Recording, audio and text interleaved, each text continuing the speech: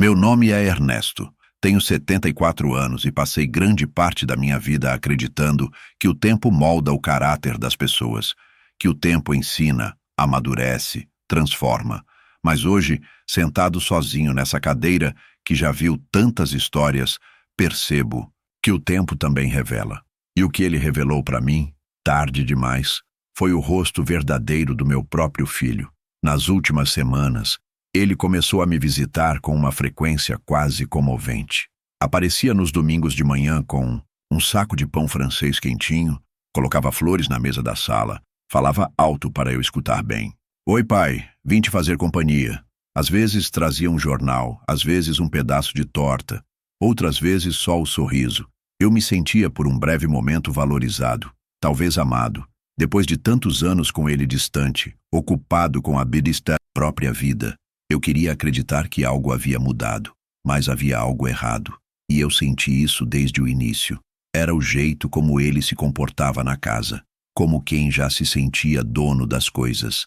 Abriu meus armários como se fossem dele. Vasculhou minhas gavetas atrás de um saca-rolhas, como se soubesse exatamente onde tudo estava. Certa vez, encontrei-o parado diante do meu velho relógio de parede, aquele que ganhei no casamento com a Marina, sua mãe. Ele passou os dedos no vidro, sorriu e disse: "Isso aqui deve valer uma boa grana, né, pai?"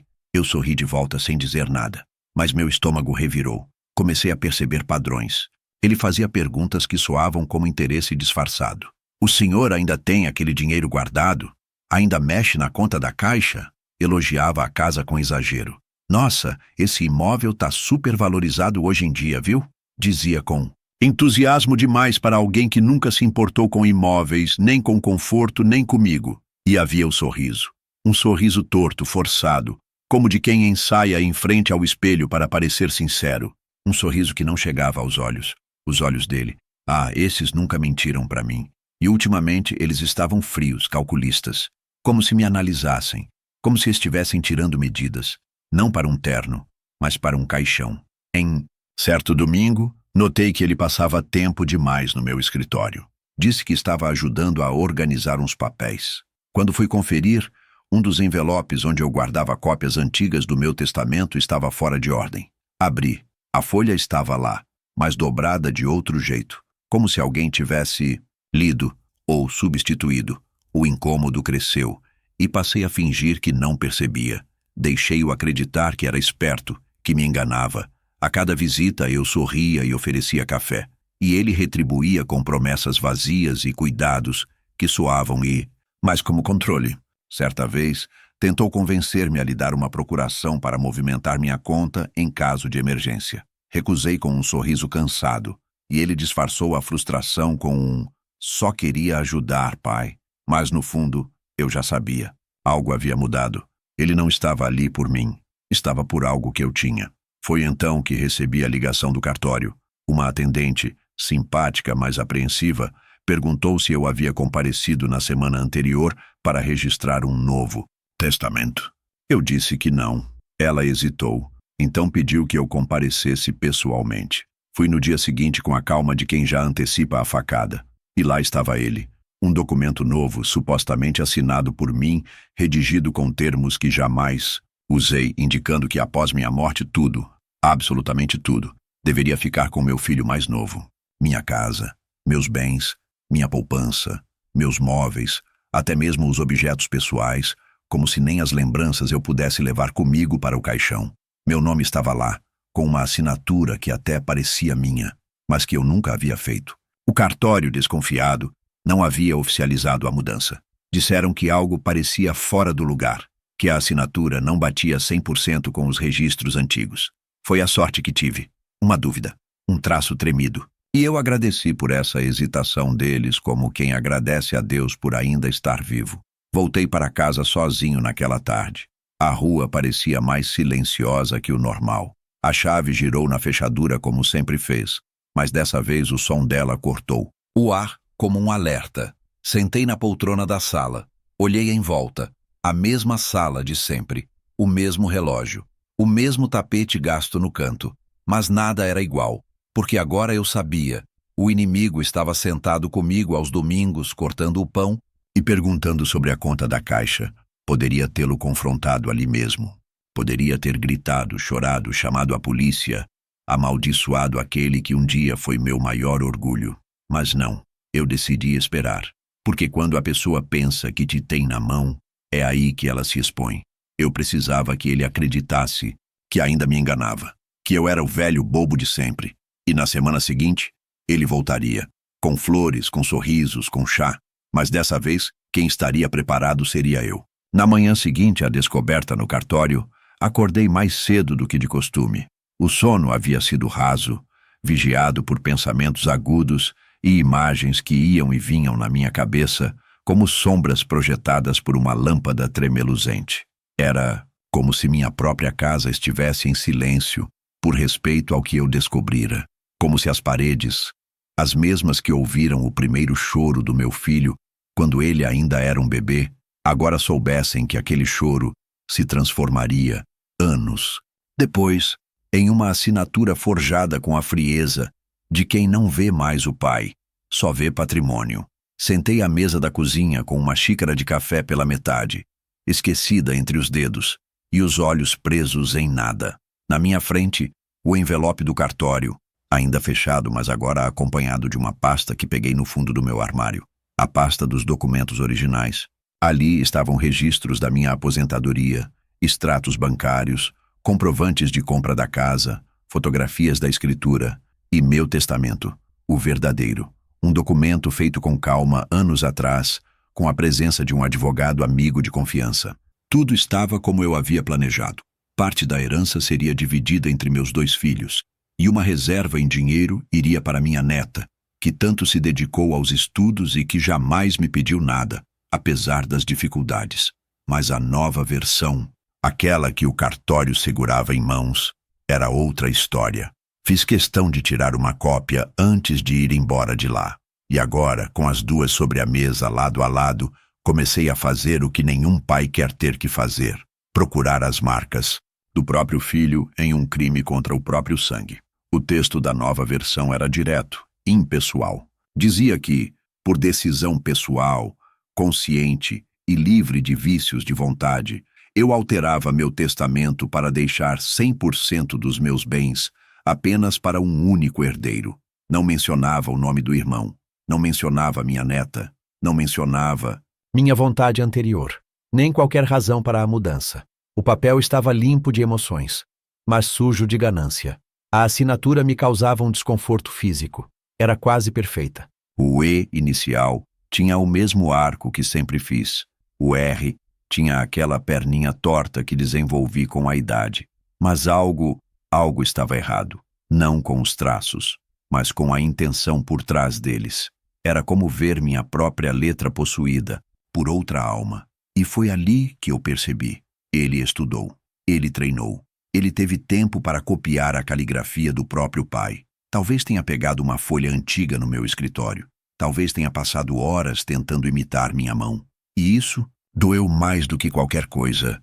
Não foi um impulso, foi planejado. E se foi planejado, ele não me via mais como família. Me via como um obstáculo entre ele e a casa de 3 quartos. Entre ele e os 500 mil reais guardados com tanto esforço, centavo por centavo, durante uma vida inteira de trabalho. Mas mesmo diante disso, eu não fui até ele. Não liguei, não confrontei, não gritei que sabia.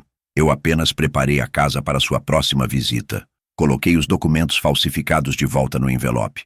Guardei tudo em um cofre antigo que ficava atrás da estante, cujo segredo só eu conhecia. Tirei uma cópia da minha assinatura verdadeira e deixei escondida dentro da capa dura de um livro. Um exemplar de Grande Sertão Veredas. Aquele mesmo que ele detestava quando criança, por ter palavras difíceis demais. Eu sabia que ele jamais abriria aquele livro, e se um dia eu desaparecesse, alguém precisaria encontrar aquela cópia, uma prova silenciosa. No dia seguinte ele me ligou. A voz era doce, quase infantil. Oi, pai. Tudo bem por aí? Tava pensando em passar amanhã para tomar um chá contigo. Levo uns biscoitinhos. Era isso. A visita se aproximava. O encontro com um homem que tentou me apagar no papel, mas ainda me chamava de pai. Naquele domingo ele chegou mais cedo do que o costume. Geralmente aparecia no fim da tarde, quando o sol já desenhava sombras compridas nas paredes da sala. Mas naquele dia, ele estava na porta antes das 4, com uma sacola de pano em uma mão e um bule na outra. Sorriu quando me viu, e foi um sorriso exagerado demais para ser natural. Um desses sorrisos que você não vê nos olhos. O tipo de sorriso que se treina diante do espelho. Boa tarde, pai, ele disse. A voz doce, a entonação calculada. Hoje eu trouxe algo especial pra gente. Preparei um chá com ervas calmantes. Uma receita nova que aprendi. Vai te fazer bem. Assenti, com um leve movimento de cabeça, e dei espaço para ele entrar. Notei como seus passos pareciam leves demais, como se estivesse encenando até o modo como andava.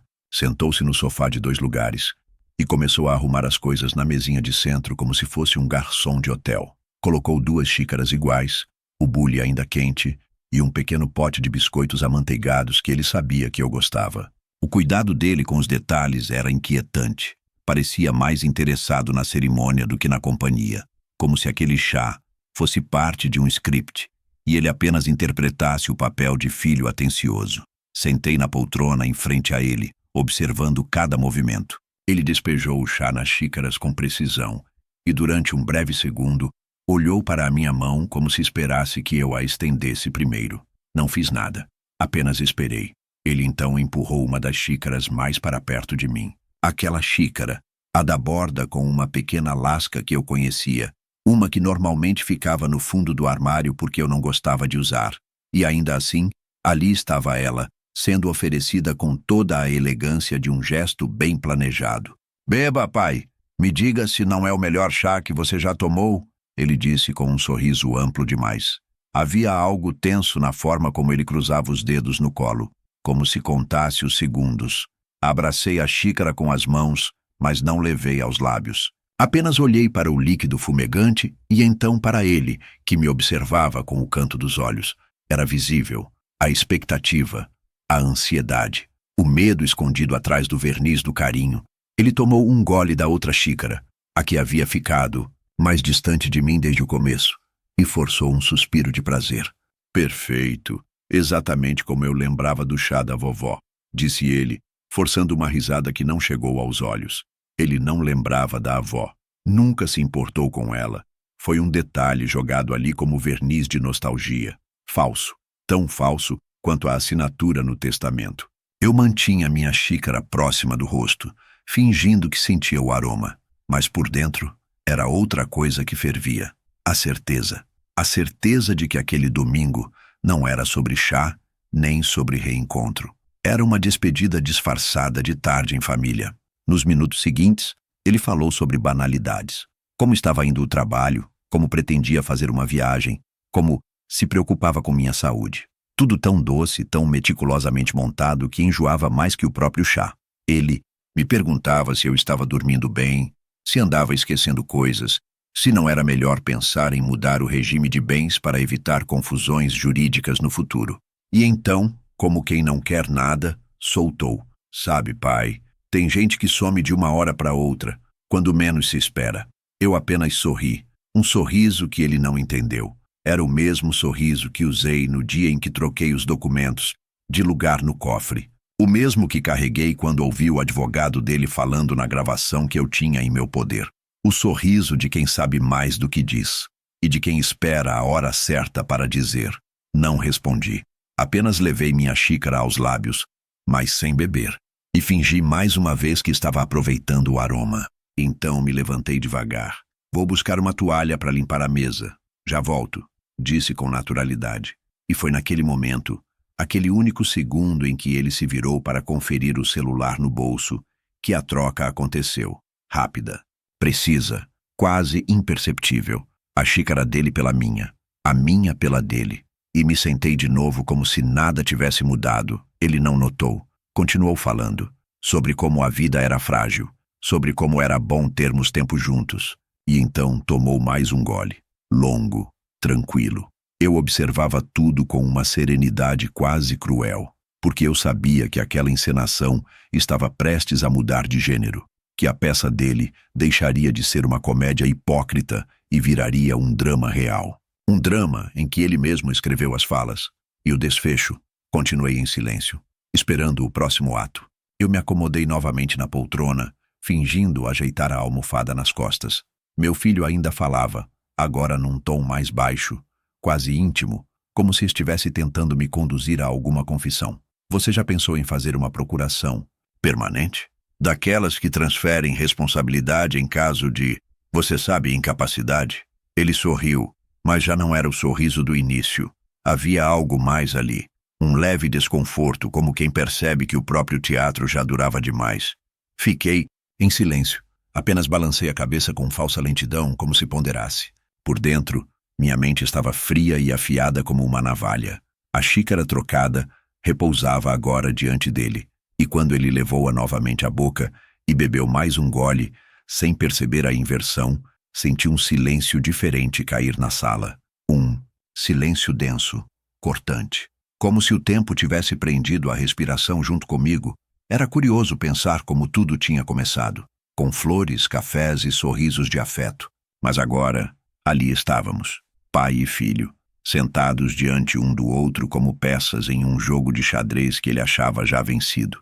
Só que naquela última jogada, ele não tinha percebido que havia dado cheque em si mesmo. Ele pousou a xícara na mesa e olhou para mim como se esperasse uma resposta. Mas eu nada disse. Cruzei as mãos sobre o colo e fiquei apenas observando. Seus olhos passeavam inquietos pela sala. Notavam detalhes pela primeira vez, como se buscassem um ponto de fuga, uma distração, um sinal de que tudo ainda estava sob controle. Mas não estava. Tá tudo bem, pai? Ele perguntou, forçando uma leve risada. Você ficou sério de repente. Eu assenti, mas meus olhos continuavam fixos nele, não como ameaça, não como provocação. Era só uma espera dolorosa, inevitável, porque ali, naquele instante, o peso real não estava em palavras, estava no que pairava entre nós. No que não podia mais ser desfeito, ele passou a mão na testa e murmurou, tá meio quente aqui, né? Levantou-se um pouco, ajeitando a camisa, e então sentou-se novamente. Seus movimentos estavam ligeiramente mais lentos, mais imprecisos. A respiração ficou um pouco mais pesada. Mas ainda assim, ele tentava manter a compostura. Esse chá é forte, disse ele, olhando para o bule como se tentasse se lembrar dos ingredientes. Talvez eu tenha exagerado nas ervas. Eu nada disse, nem um som. O silêncio era minha arma agora. Porque o que mais doía nele não era a possibilidade de estar sendo envenenado. Era o fato de não saber ao certo. Era o que sua mente fazia com a dúvida. A cada segundo que passava, a tensão o consumia mais. Coçava o braço com frequência. Passava a mão no rosto. Os olhos corriam para o relógio de parede, como se o tempo pudesse lhe responder algo. O rosto, antes tranquilo, agora estava pálido, e as mãos tremiam. Pai, ele disse quase num sussurro. Você tomou o chá, né? Eu finalmente falei. Uma única palavra. Sim, mas minha voz foi seca, fria. A palavra pairou no ar como um veredicto, mas sem explicação. E era isso que o destruía por dentro. A incerteza. Ele recostou no sofá, agora ofegante como se tivesse corrido. Sabe, pai, eu tô me sentindo meio tonto. Seus olhos piscaram mais devagar. Talvez eu tenha me alimentado mal. Ou, sei lá, eu o olhava como se estivesse vendo um estranho. E talvez estivesse, porque ali, diante de mim, já não era mais meu filho. Era a versão final do que a ganância havia moldado. Um homem que me visitava não por amor, mas por interesse.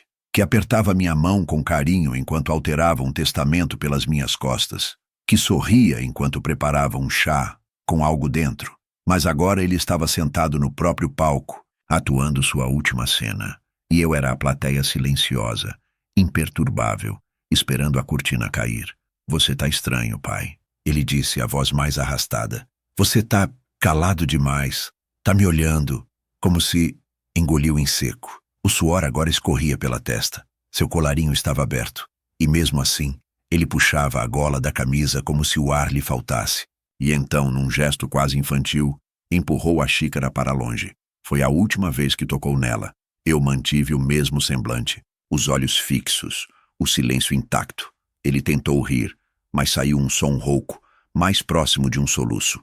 Pai, se isso for uma piada, você venceu, tá? Seus olhos agora estavam vermelhos.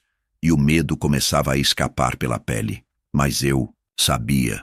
Não era o chá que fazia aquilo com ele. Era o remorso. Era a consciência tentando escapar do próprio reflexo. Porque no fundo, ele já sabia. Ele sabia que eu sabia. Naquele instante, percebi como o silêncio tem poder. Como ele é capaz de gritar mais alto que qualquer acusação. Porque quando a culpa já existe, o silêncio é uma sentença. Levantei-me, peguei minha xícara, a verdadeira, e levei-a até a pia. Joguei o chá fora calmamente, sem pressa. Quando voltei, ele estava sentado, cabisbaixo, o rosto entre as mãos. E pela primeira vez, não disse nada. Agora, era ele quem conhecia o sabor do silêncio. Ele permaneceu ali sentado, com os cotovelos apoiados nos joelhos, o rosto enterrado entre as mãos. Era difícil saber se ele chorava, pensava, rezava, ou apenas tentava fingir que nada estava acontecendo. Mas eu sabia. O corpo humano fala antes da boca, e o dele gritava. Voltei à poltrona. Peguei o jornal apenas para dar à cena um verniz de normalidade, como se aquele momento não fosse o que era. Mas meus olhos não liam uma linha sequer. Eu estava observando cada microexpressão, cada tremor no canto da boca, cada suspiro abafado. Porque o que estava diante de mim não era só um filho envergonhado. Era um homem sendo devorado pela própria armadilha. Pai, você se sente bem? Ele perguntou sem levantar a cabeça. Não respondi. A pergunta era um reflexo da dúvida que crescia dentro dele. Ele não queria saber se eu estava bem. Ele queria saber se ele estava seguro. Foi então que aconteceu. Um movimento sutil, mas definitivo. Ele ergueu os olhos e, ao tentar se levantar, cambaleou. O pé escorregou levemente no tapete, e ele se apoiou rápido no braço do sofá para não cair. Ficou parado ali, meio curvado, respirando fundo. As mãos estavam úmidas, visivelmente trêmulas. O rosto já não tinha mais cor. Eu apenas virei a página do jornal. Tá esquisito aqui. Talvez eu esteja com labirintite ou pressão baixa, não sei. Ele tentava sorrir, mas o sorriso morria no meio do caminho. As palavras também estavam mais lentas, como se cada sílaba fosse um obstáculo. Ele andou até o corredor, com passos imprecisos. Foi até o banheiro. Ouvi a porta bater. Não demorou muito para que os sons começassem. Um gemido abafado, algo caindo no chão. E então, o vômito. Aquela era a parte que mais doía em mim. Não pela cena em si, mas porque, no fundo, eu queria que aquilo nunca tivesse acontecido. Eu queria estar errado. Queria que tudo aquilo tivesse sido apenas uma paranoia minha, um engano.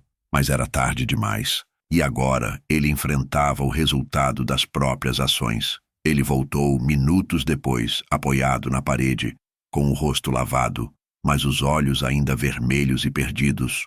Pai, disse ele, a voz falhando, eu acho que preciso ir ao hospital. Deixei o jornal de lado e o encarei. Antes disso, quero te perguntar uma coisa. Falei com calma. Por que você quis tanto tomar chá comigo hoje? Ele congelou. A pergunta simples caiu como um gancho invisível. Ele hesitou.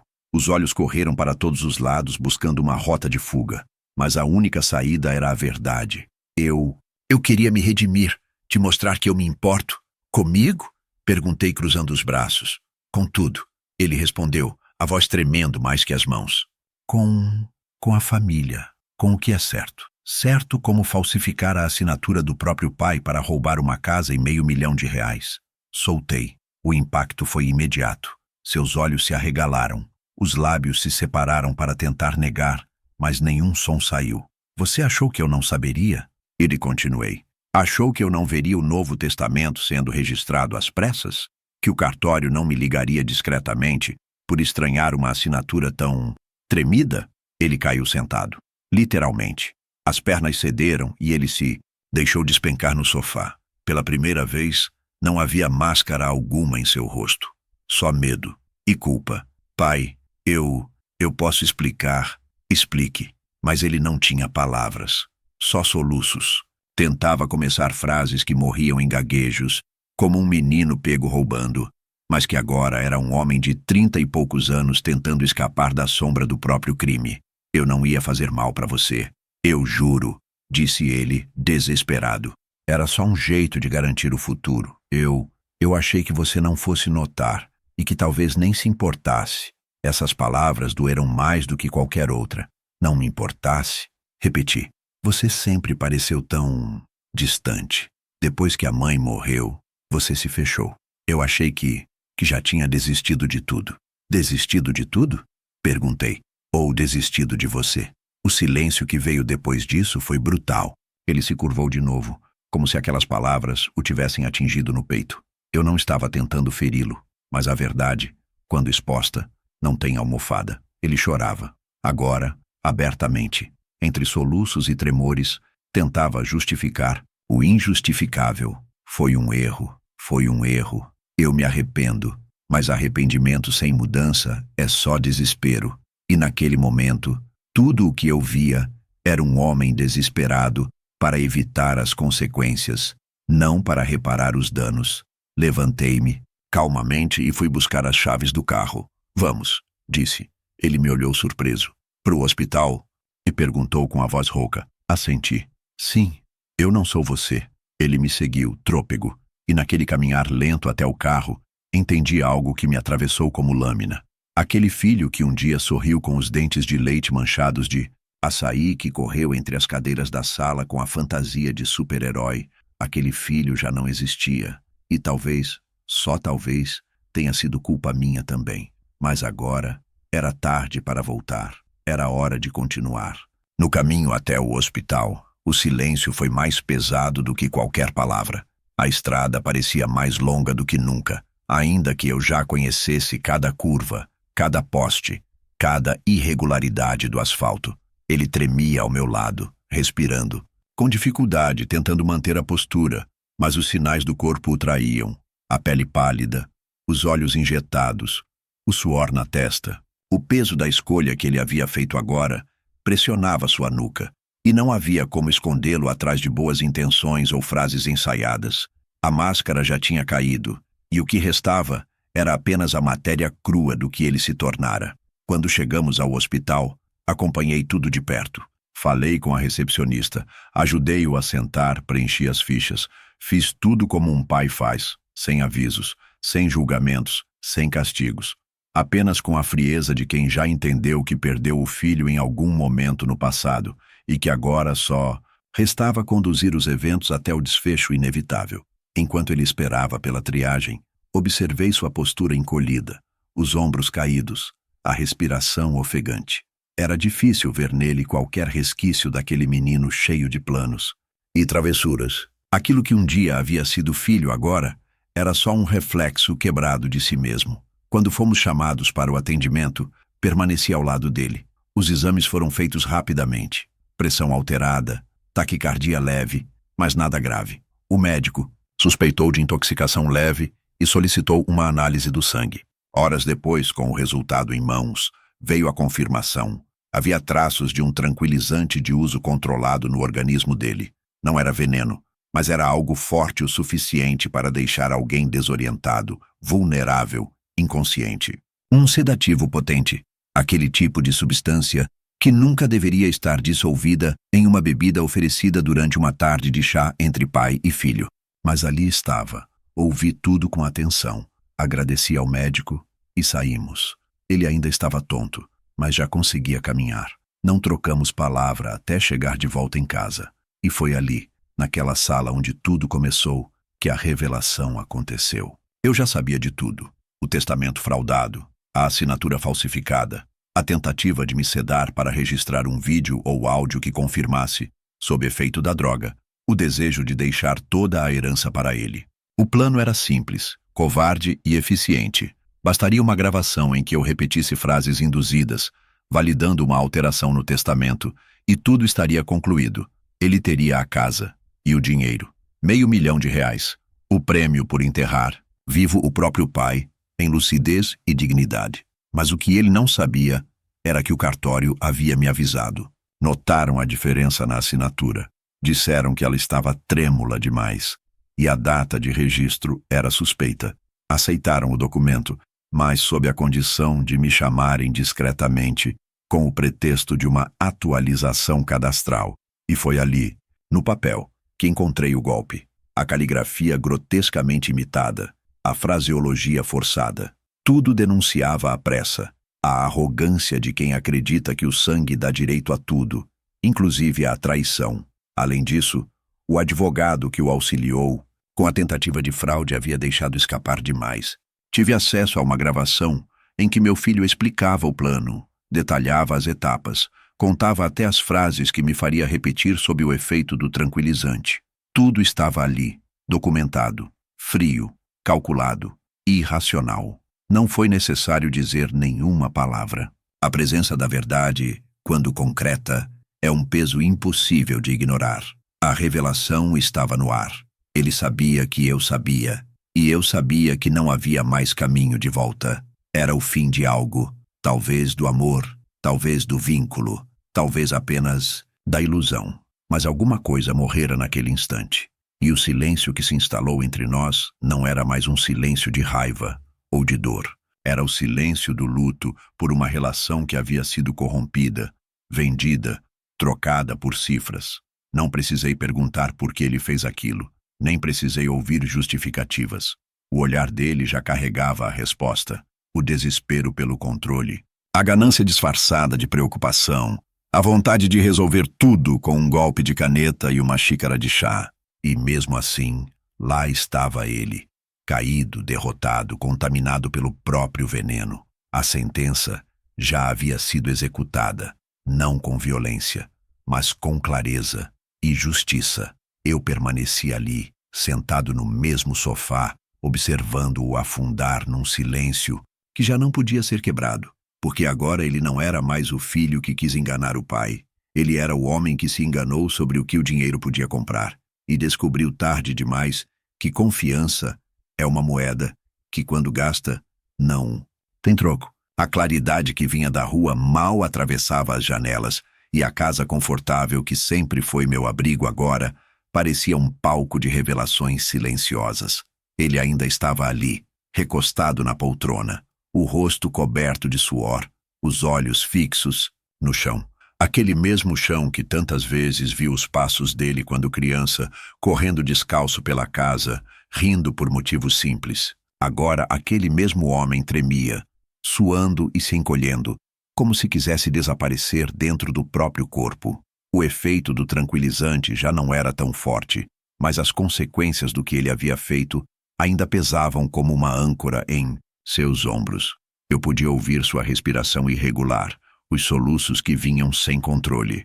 Ele não chorava por amor, chorava por ter sido descoberto, por não ter conseguido concluir o plano, por perceber que, mesmo com todo o seu esforço para parecer carinhoso e cuidadoso, não foi convincente o suficiente para enganar alguém que o conhece desde o primeiro choro da vida.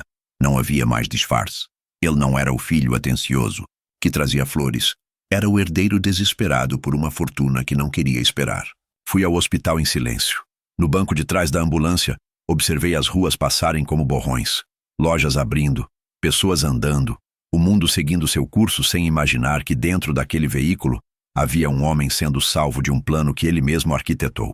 Chegando ao hospital, ele foi encaminhado direto para exames. Fizeram coleta de sangue, tomografia, testes de reação. Enquanto esperava na sala de observação, vi famílias chegando com rostos aflitos. Vi crianças chorando, vi idosos sozinhos.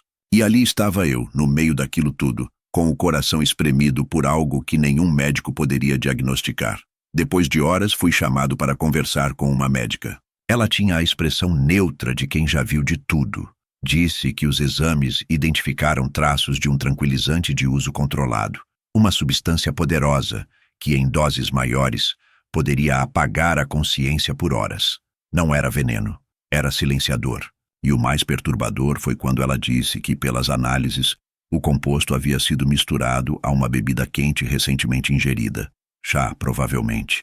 Ela perguntou se eu sabia de algo. Neguei com um aceno lento. Não era hora de contar. Tudo. Era hora de ouvir. E o que ouvi foi pior do que imaginei. A médica disse que, além do tranquilizante, encontraram em sua mochila uma pequena embalagem com outras doses. Tudo acondicionado com etiquetas de laboratório, como se ele tivesse planejado repetir a dose. Ou usar em alguém. Na minha mente, a imagem do bule retornou com força. As xícaras, a bandeja, o gesto treinado de quem não estava apenas improvisando um agrado. Tudo tinha sido preparado. Ele me ofereceu o chá, não como um gesto de carinho, mas como parte final de um plano. A substância que os médicos encontraram era a mesma usada em pacientes psiquiátricos para induzir estados prolongados de letargia. Bastava mais uma dose, ou talvez uma repetição diária, e eu não seria mais capaz de distinguir realidade de delírio. Bastava confiar um pouco mais. Quando voltei para o quarto onde ele estava, vi que já havia despertado. O rosto inchado, os olhos inchados, o olhar perdido. Ele não disse nada. E eu também não. O silêncio entre nós agora não era mais de ressentimento. Era de fim. O tipo de silêncio que acontece quando não há mais nada a ser salvo, quando não restam palavras para justificar uma intenção como aquela. O laço entre nós ainda existia biologicamente, mas emocionalmente algo havia sido rompido. Para sempre. Os médicos disseram que ele precisava ficar em observação por mais 24 horas e que legalmente o hospital era obrigado a registrar o caso e notificar as autoridades por envolver substâncias de uso restrito. Não questionei. Apenas consenti. Já não era eu quem conduzia os próximos passos. Agora era ele quem teria que responder. A ironia da situação era absurda. Ele tentou me tirar da consciência para me apagar aos poucos, e agora era ele quem seria interrogado, registrado, examinado. A linha que separa o executor da vítima havia se invertido. Voltei para casa sozinho naquela noite. A mesma casa que ele tentou conquistar com tinta e papel, agora parecia mais minha do que nunca. Abri a porta, caminhei até a cozinha, olhei para o bule ainda sobre a pia. O cheiro do chá já havia sumido, mas o gosto da traição ainda estava no ar. Perfeito. A seguir está o tópico 9, o Novo Testamento, e a herança que agora tem outro destino, mantendo o estilo confessional, narrativo, sombrio e emocional dos tópicos anteriores. Na manhã seguinte não fui ao hospital, não porque não me importasse mais com o estado dele, mas porque havia algo que eu precisava fazer antes que a dúvida voltasse. A dúvida é um parasita sorrateiro, mesmo diante da traição mais clara. Ela volta como um sussurro tentando nos fazer perdoar o imperdoável, racionalizar o irracional e fantasiar com a ideia de que tudo pode voltar a ser como antes. Não, aquela linha havia sido cruzada. E por mais que ainda me doesse admitir, o filho que eu criei com esforço e esperança tinha deixado de existir no momento em que decidiu me apagar da própria história em troca de um pedaço de terra e alguns números em uma conta. Peguei os documentos, as provas, o Antigo Testamento, o verdadeiro, e fui direto ao cartório, o mesmo onde me alertaram dias antes. A atendente me reconheceu. Seus olhos percorreram meu rosto como se quisessem confirmar se eu estava bem. Apenas assenti com um gesto e entreguei tudo. Disse que queria redigir um Novo Testamento, um definitivo, um último, um que não deixasse brechas, interpretações, manipulações, um que fosse, acima de tudo, um retrato do que eu havia aprendido sobre sangue, confiança e legado. Escrevemos tudo com calma, item por item, cláusula por cláusula. Cada frase foi pensada como uma muralha. Comecei retirando meu filho da linha de sucessão, não por vingança, mas por justiça. Herança não é prêmio automático, é continuidade de valores. E alguém que tentou comprar meu silêncio com um chá drogado não merecia nem o amargo do meu esquecimento. A casa onde vivi por mais de 40 anos, onde meus netos brincaram, onde minha esposa morreu, onde a vida se arrastou pelos cômodos com dignidade, não seria de quem tentou roubar sua alma. Deixei a casa para minha neta, a única que me visitava sem esperar nada em troca. Ela nunca pediu um centavo, nunca tentou agradar para ganhar algo. Sempre apareceu com afeto genuíno, com perguntas sobre minha juventude, sobre as cartas da sua avó, sobre as histórias que ninguém mais parecia querer ouvir. Ela herdaria não apenas as paredes, mas também as memórias, os retratos, a dignidade, a fortuna, os 500 mil dirhams que acumulei com suor, economias, investimentos tímidos e algumas escolhas certeiras. Teve outro destino. Dividi em partes. Uma para uma instituição que cuida de idosos abandonados, outra para um abrigo que acolhe crianças em situação de rua, e uma terceira parcela, a maior, para financiar bolsas de estudo em escolas técnicas para jovens de baixa renda. Todas as causas que meu filho zombava. Ele dizia que caridade era dinheiro jogado fora, que pobre só sabe pedir. Agora, sua ganância financeira é exatamente aquilo que ele desprezava. Não como castigo, mas como ironia moral. O mundo gira sim, mas às vezes ele gira do jeito certo. Antes de sair do cartório, pedi que digitalizassem o documento, registrassem em cartório público e enviassem uma cópia autenticada ao meu advogado. E outra ao hospital, com recibo de entrega em mãos. Não queria que restasse dúvida alguma sobre minha lucidez, minha decisão e minha firmeza. Na saída, sentei num banco em frente ao cartório. A cidade continuava barulhenta, impaciente, viva, mas eu sentia uma quietude interna estranha. Não era paz, era algo mais seco, como se uma parte de mim tivesse morrido ali dentro, mas a parte que precisava morrer. Aquela que ainda nutria esperanças tolas, a parte que ainda esperava um gesto de arrependimento verdadeiro, ou a ilusão de que o laço de sangue bastava para justificar tudo. Não basta. Não mais.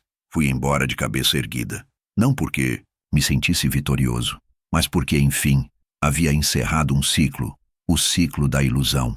Agora, o que viria em seguida seria apenas consequência. Fria, calculada, como ele havia planejado comigo, mas que agora era dele. Hoje, o dia amanheceu silencioso, como se a própria casa soubesse que algo foi encerrado.